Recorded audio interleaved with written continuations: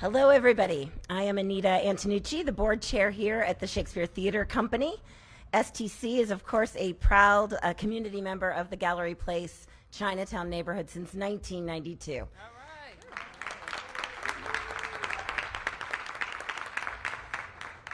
We are also the leading classical repertory theater in the United States, and we are thrilled to welcome you here to Harmon Hall, one of our two venues, which is currently producing the 60s themed As You Like It, set to the Beatles. And I'm thrilled to say that rebounding from the doldrums of the COVID closures, the Shakespeare Theatre Company has made this the third record performance production of this season already. All right.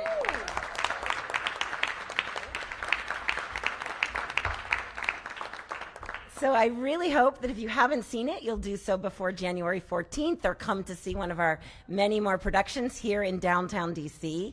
Rebecca Lichtenberg, our brand new executive director behind me, and I.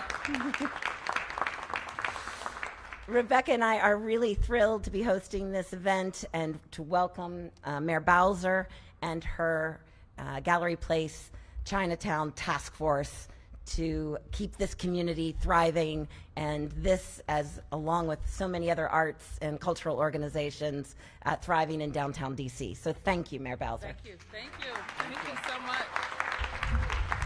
Please give a hand to Anita. Give a hand to our board chair and all the members of the board. And we too like to welcome the new executive director, who I think hasn't started yet, but will. So give Rebecca another round of applause for joining the Shakespeare Theatre Company. And I would like to thank everyone for welcoming us today and hosting us here at the beautiful Sidney Harmon Hall.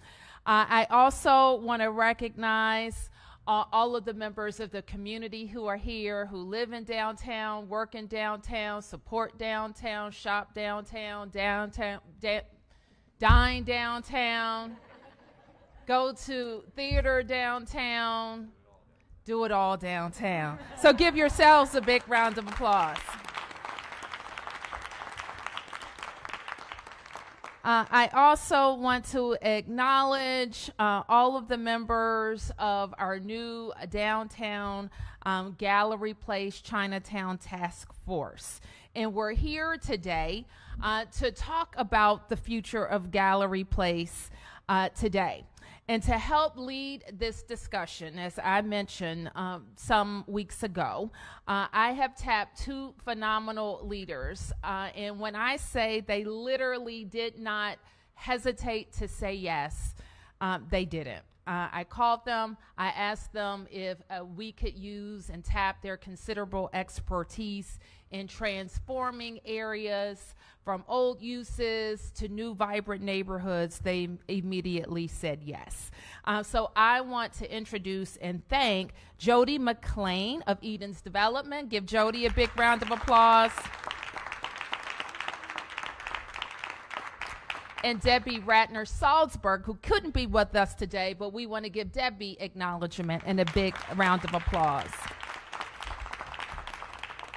So Jody and Debbie will be focused on developing a vision for the future of two blocks in the downtown, comprising the Capital One Arena and Gallery Place, as well as focusing on the types of amenities and activities that we have in this neighborhood and how we use the public space.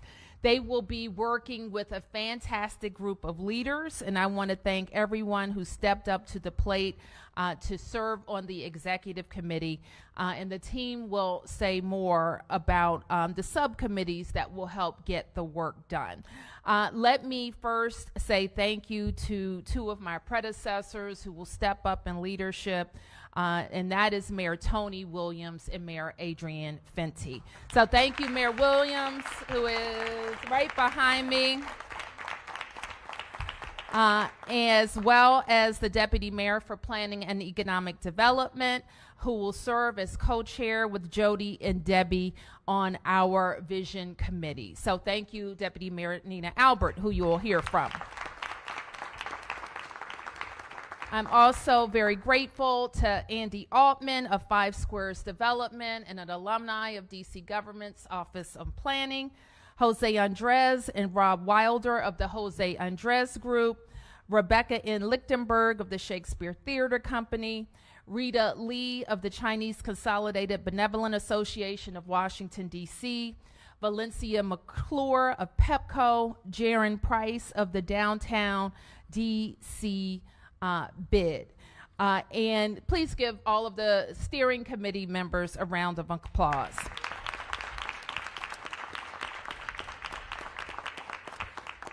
And it is incumbent upon all of us to support their work, to give good ideas, and to push forward.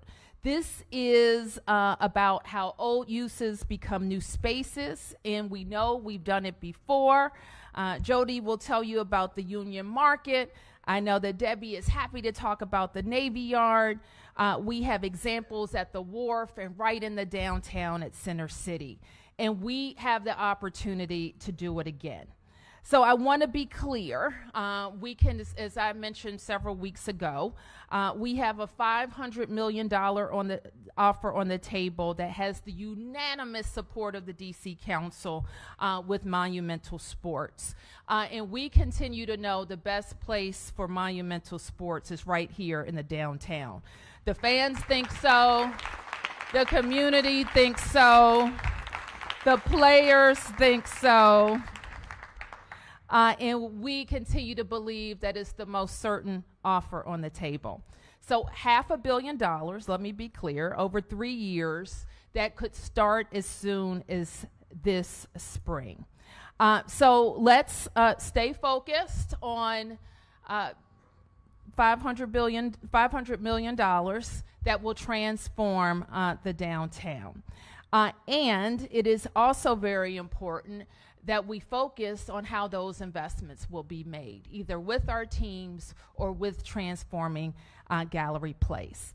So the work of the task force will be additive to our ongoing vision and strategy for all of downtown, including our work to change the mix of uses in the downtown to include more residents and people. So that means adding 15,000 new residents to downtown and converting old office buildings to housing and other spaces.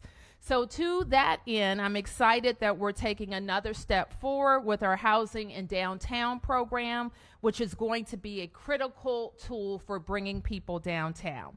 This week, we're filing legislation with the council that will allow us to finalize the program's regulations. So the Housing in Downtown program will help us create much needed housing by offering a 20-year property tax abatement for office conversions that meet certain affordability criteria. We already have 5 office to housing conversion projects under construction in the downtown and 11 additional projects confirmed. And we know our Housing in Downtown program will generate even more interest for future projects.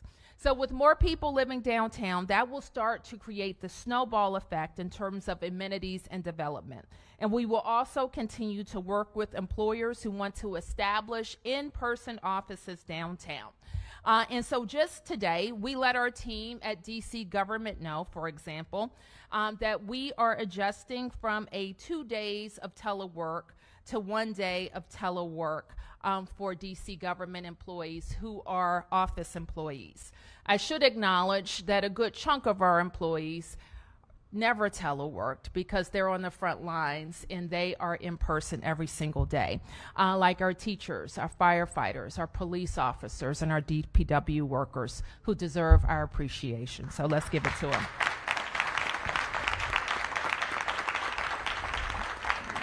So I want to be clear, yes, I love to see everybody's smiling faces, but it's not just about that. It's about the services that we provide to our residents. And we are a local government, and we need to be there to do that. So I am so grateful to our team at DC government. I'm so grateful to our partners outside of DC government, including everyone who is here today. So we have a lot of really talented and bright leaders in the community, and we need you all to be involved in that process. Both the task force as well as the Downtown Action Plan group that's been meeting will help us advance this mission here in Gallery Place and throughout the downtown. And I want to call your attention to a new website where you can go for the latest. It's called bdowntown.dc.gov, where we will be posting updates of the work ahead. So with that, I want to acknowledge another tremendous leader, especially on the DC Council, and that's your Ward 2 Council member who is laser focused on the downtown. And I'd like to invite her to speak, Council Member Brooke Pinto.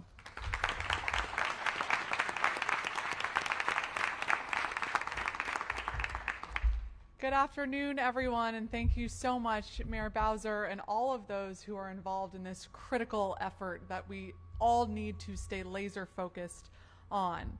I have the privilege of being the Ward 2 council member where we are now, and downtown and the success of downtown, we know, is not only important to the downtown neighborhood and surrounding neighborhoods, but to the entire District of Columbia. And I think that that's very critically important that we stay focused on that recognition. I'm also the chairwoman of the Council's Committee on Judiciary and Public Safety, and we know how important a safe downtown is for the success of our city.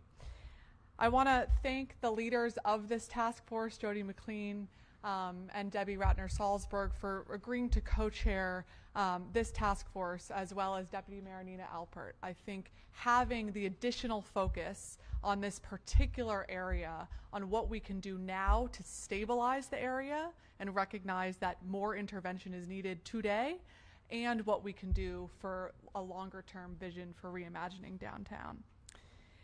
The possibility of the Capitals and the Wizards leaving is a really devastating scenario. There's no tiptoeing around it. It is not good news. It is not what we want to happen. And we need to continue to stay focused, as I know this team is, on ensuring that that doesn't happen and working with Monumental Sports to demonstrate that this is the best place for them to continue to be. And I will continue to work with Mayor Bowser and my colleagues in the council and all of these stakeholders on keeping that possibility alive. Regardless, I want to be very clear to all of our businesses and residents that are here or are thinking of coming here that our commitment to stabilizing Chinatown and downtown is clear and consistent. A thriving downtown and Chinatown requires that we center our goals around safety, equity, and success. Some other good news is this work is not starting today. Luckily, there have been a lot of interventions for downtown and for this area. I worked closely with the mayor and the council on passing and funding the 3 primary pillars of my bill, the Recovery Act, that now are in place, like the housing abatements for conversions, like retail grants for our businesses, and the establishment of a safe commercial corridors program to ensure that our downtown is safe. I'm very grateful for the collaboration of the mayor and my council colleagues on these interventions.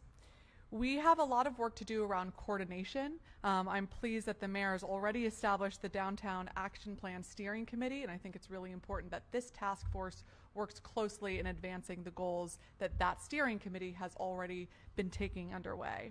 And I'm hopeful that we can follow the lead of this task force in adopting and implementing the recommendations as soon as possible, again, for stabilizing and activating our downtown as we also contemplate our longer term visions. As we continue to look to the future of downtown and our city, it is clear that we need residents and businesses to come and stay downtown. People are not going to do that if they do not feel safe. And continuing my #1 mission, which is to improve public safety in the city, we will continue to move forward my Secure DC plan, which makes over 100 interventions for public safety, many of which will specifically address the challenges that we're seeing downtown. I know that our government has no greater obligation than to ensure the safety and well-being of our residents, and we're going to stay focused on that every single day. So thank you all for being here. Thank you to Mayor Bowser for your focus and leadership here, and I'm looking forward to working hand in hand with this task force to ensure that we can stay on track for downtown and for the district. Thank you.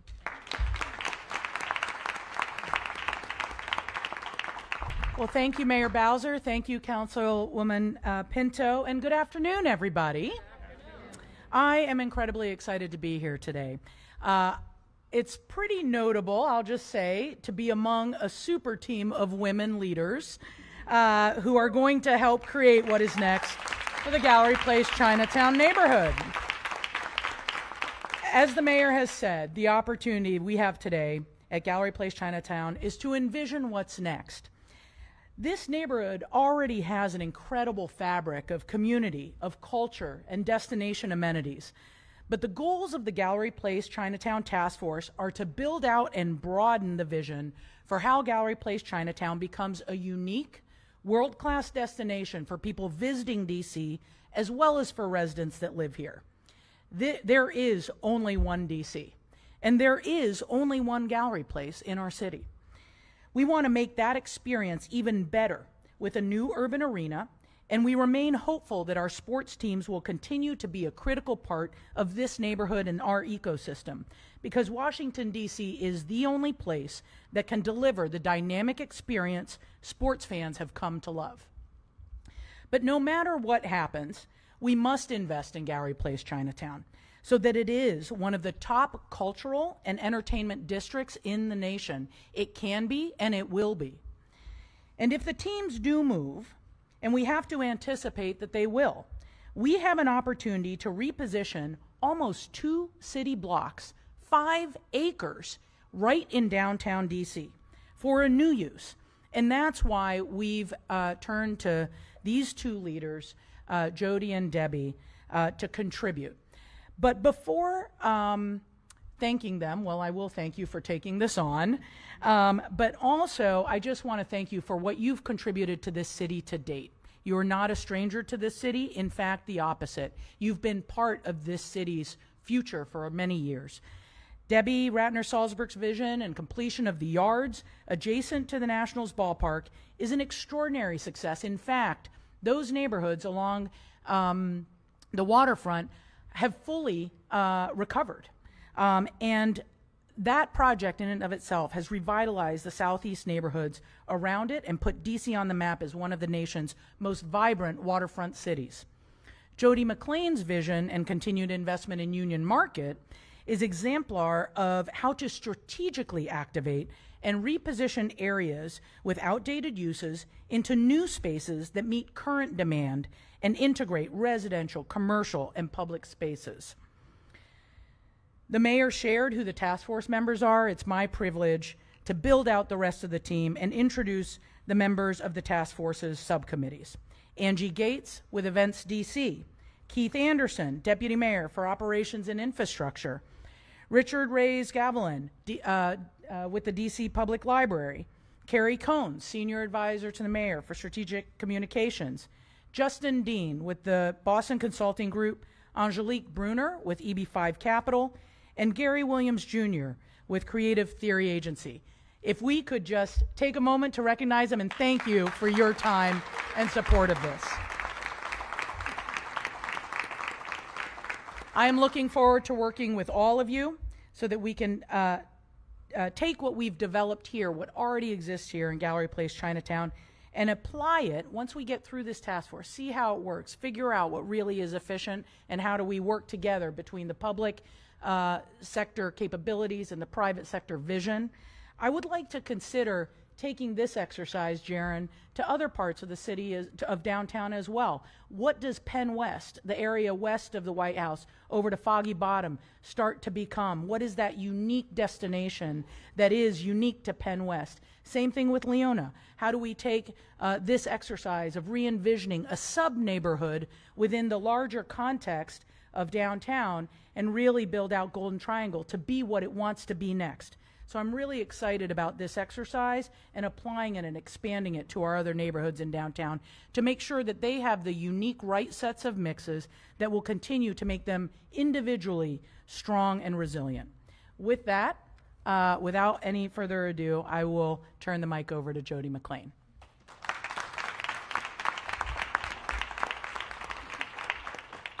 Thank you, Deputy Mayor Albert. Thank you, Council Member, and thank you, Mayor, your leadership for bringing us all here together today. I am incredibly excited to be in downtown DC. I really am. Thank you for having me, Jaron. You've had me before, and I'm happy to be back. And I'm really excited to work with this group of people, some of whom I've had the great honor to partner with and to work with in the past, and some of whom I've just looked up to, and some are new. And I'm really excited for this opportunity. Ultimately, I agree with you, Deputy Mayor, the ripple effects throughout all of downtown and the surrounding areas. This is a great opportunity for us. As the mayor spoke, this part of downtown DC has truly unique sets of strengths. And that's where we'll start, and that's what we'll build on. And hopefully we'll bring, I don't think hope is a strategy, I know we will actually bring the right vision. We will get the right support. We've been guaranteed the right investments. We can unlock a greater set of uses that will only continue to strengthen this neighborhood for years to come.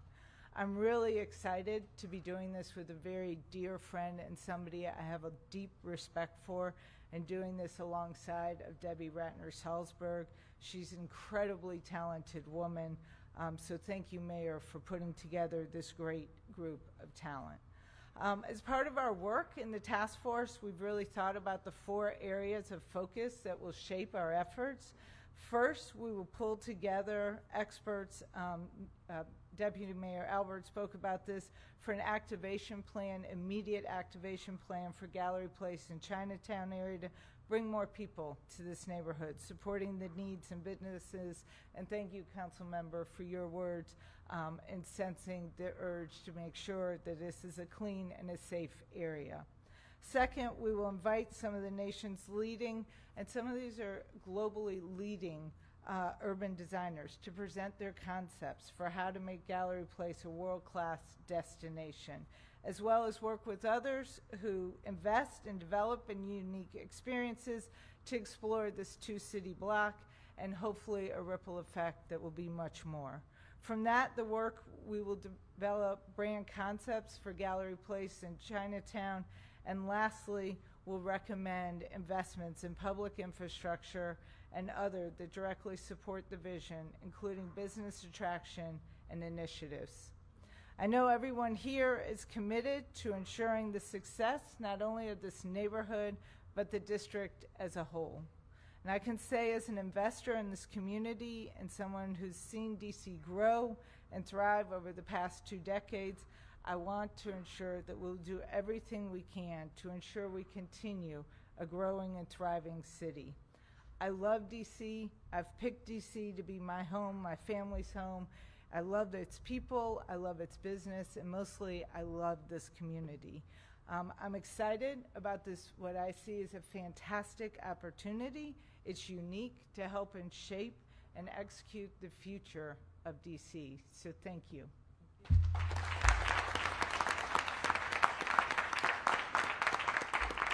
Well, thank you, everyone, for being here. I'll have the opportunity now to take a few on-topic press questions. Tom? Thank you, Mayor. I have a couple, but I'll just start with this. You've named a lot of luminaries here today, some of whom couldn't make it, Adrian Finty, Ms. Salzberg. Who's going to do the staff work? This is a big, well-known group of people. But who's going to be doing the day-to-day, hour-to-hour staff work to get something done other than talking ambitiously? Well, the DMPED will be the primary staff for the task force, led by, of course, the deputy mayor. Each one of the subcommittees that have been mentioned have a private sector lead and a government lead, and they will also be staffed. Okay. The other thing is, this is a major city effort that you've put together here today. Impressive group of people. But I did check with the council. I recognize Ms. Pinto is here. The chairman of the council is not even here. And I'm just wondering, and I asked, were you invited? his staff told me no, he wasn't invited. Why wasn't the council, which is your legislative partner, here? Why aren't they here? Well, you'll have to ask them. This is well, they were. The chair for the Economic Development Committee was, and the host council member was. Okay, so the chairman of the council, Mr. Mendelson, says he was not invited. Is that correct? I don't know, Tom. But typically when we make invitations or to participate in one of our programs, we focus on the committee of jurisdiction and the host council member. If you don't mind, I'll ask my last question. Sure. I was looking at the confidential document that J.P. Morgan put together for Virginia, for the governor of Virginia, about the plans for the arena in Alexandria. One of the things on there, and based on getting the bonds, maybe it's Mr. Mendelson calling me. I'll put it on. Is that where you get your questions?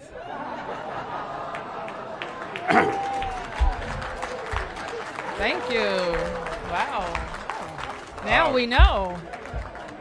No, that was actually very funny, but it shows the example of the tension between you two, but we won't do that today. That doesn't show that, So Tom. It shows well, it that does to me. Question, that confidential document shows one of the financial bases for going to Alexandria is to have the Georgetown Hoya basketball team play there. It's in the confidential documents. Have you or anyone on your staff called Georgetown and said, what the hell are you doing?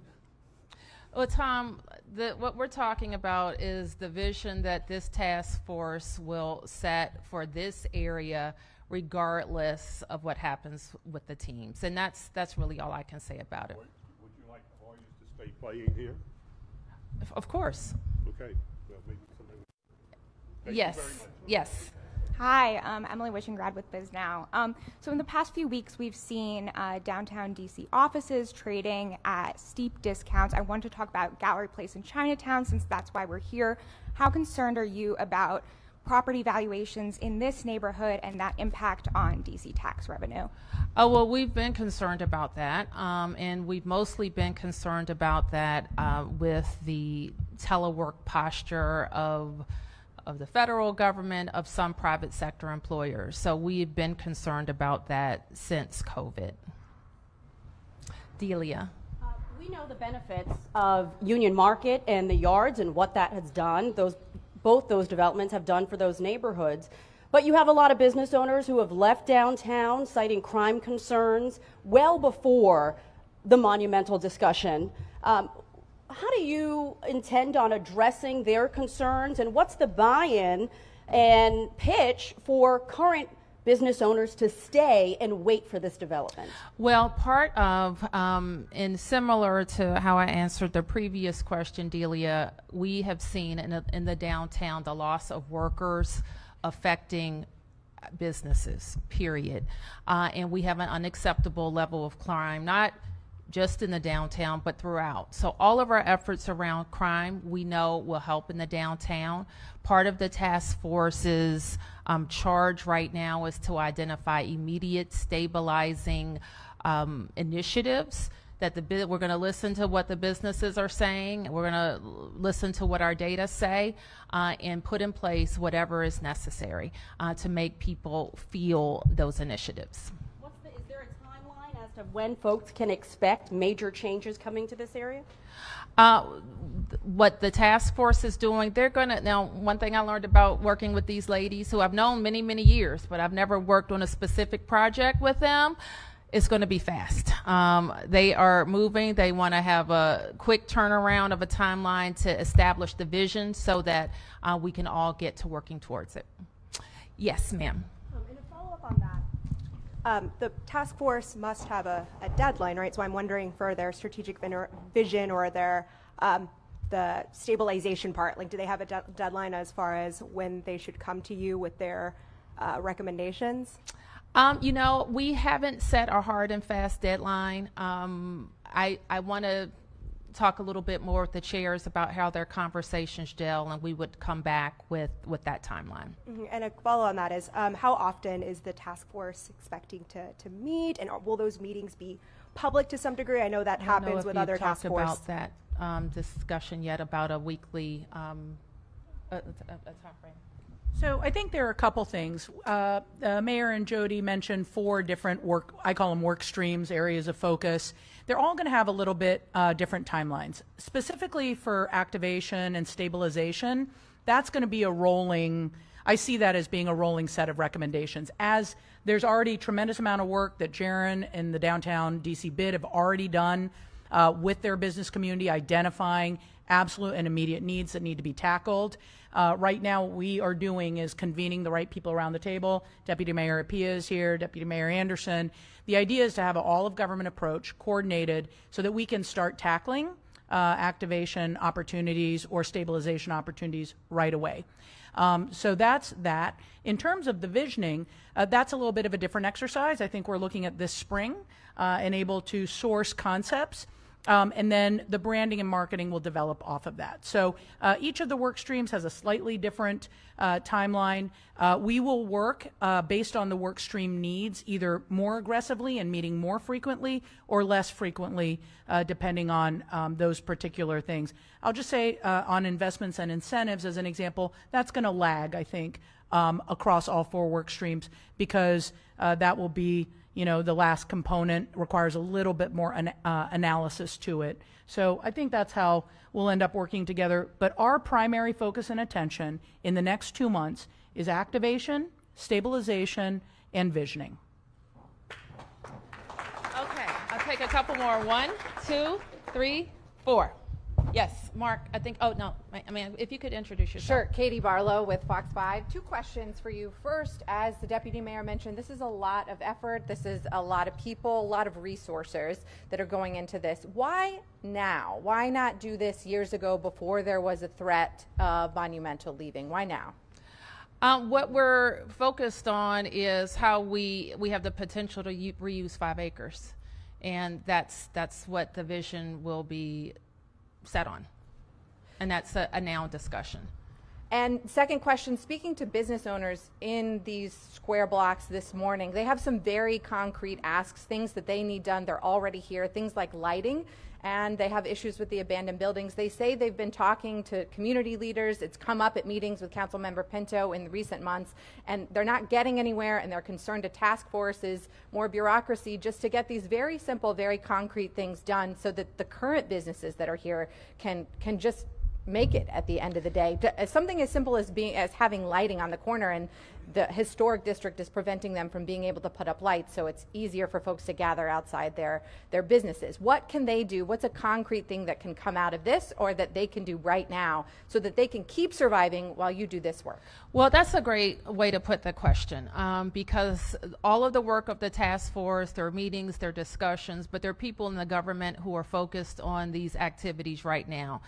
Deputy Mayor Anderson, for example, is participating in the task force, but his agencies have a lot to do with operations and infrastructure on the street.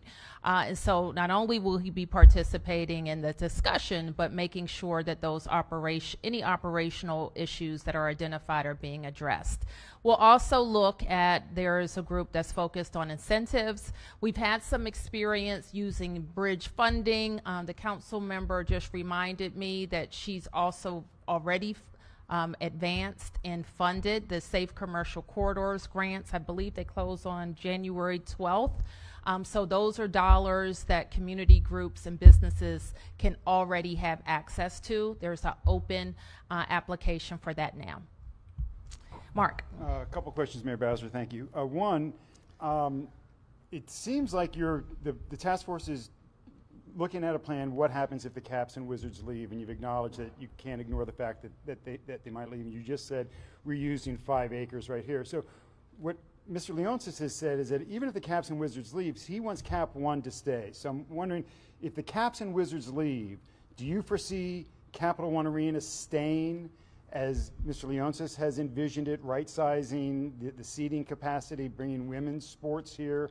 Or if those 2 teams leave, do you pretty much see that as Capital One leaving? Mark, this is what I'll say. The Monumental has an obligation by their lease to have the Wizards and the Capitals play here. And if they're not, then we're going to move on from that discussion. Yes, next question. Just follow up. Sure. So, well, what does that mean for the building? Do you want to tear that down and then re-envision, as you just said, this whole 5-acre plot? I think that the visioning committee will consider all iterations of what could happen on this 5 acres. And then could I have a question for Councilmember Pinto? Sure. Councilmember, you mentioned several times, as have others, public safety and crime. Can you tell us where we are with the legislation getting to the full council for a vote, both the mayor's and yours legislation dealing with public safety? Sure. So we have introduced and been moving about 15 pieces of legislation through the fall. These were pieces of legislation that we moved to advance public safety around 3 primary pillars: preventing crime, increasing accountability, and improving government coordination.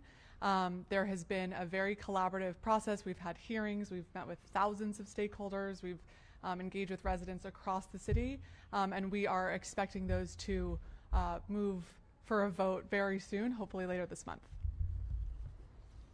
Okay, who is next? Yes, ma'am. Can you speak to any subsequent conversations you've had with either Mr. Leonsis or other representatives from Monumental Sports since that announcement was made? And have there been any specifics given in terms of what it would take to keep the teams here? I understand there's the $500 million offer on the table, but is that enough for Monumental to keep the teams here? I think I've said everything about our offer. We continue to be in business with Mr. Leonsis until we're not.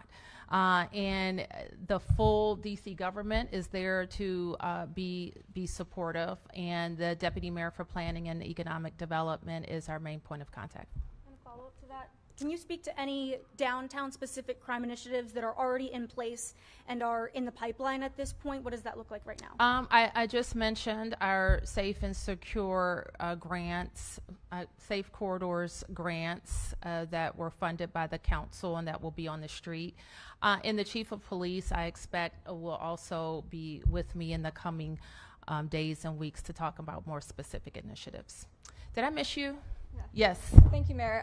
Just a couple questions. Yes. We had a similar event like this last May about the Downtown Action Plan, though we've yet to see the plan. Yep. I'm wondering if you can give an update on that Sure. timeline, as well as elaborate on how this new task force will interact with or influence that Sure. work. I'm going to ask the Deputy Mayor to speak to that. Sure. So thank you for asking that. The Downtown Action Plan, I just took a look at the final draft of it. It looks great. So I think we're talking about maybe 6 weeks or so, maybe a little bit less, to be able to release that publicly. What it provides is a framework and a variety of recommendations that should be taken on in order to improve business conditions in downtown and also reposition downtown to include other uses aside from just commercial uses. So it's very comprehensive. It includes transportation recommendations as well and public space improvements. So how this action fits into that greater plan is it starts to detail and apply what the overall framework is suggesting to this neighborhood. So they work very, very well together. It was one of my first questions, and I think that you're going to see tremendous synergy, and we look forward to releasing it publicly as well. And just one additional question. The $500 million that you discussed earlier, I'm wondering if, as in fact the teams do move, if that money would go as an investment toward this plan, and how specifically you envision that? My expectation is that we would make investments in the downtown. Yes. All right. I think those were all the questions. Yes. You are not number 4, but I'm going to make you number 5. Mark partially asked my question, but I wonder if you could elaborate. You said if they're under an agreement to be here, and if they're not, you're going to move on. Does that mean at that point you would not allow a scenario where just the Mystics played here? You would do something else with this property? Well, let's be clear. We have to have a vibrant space here, and we can't have it underused. And there will be people that it would serve their purposes if we had an underutilized arena in downtown DC. That will not serve the purposes for the DC taxpayer. So I want to be real clear about that. We will not allow an underused arena. Thank you, everybody.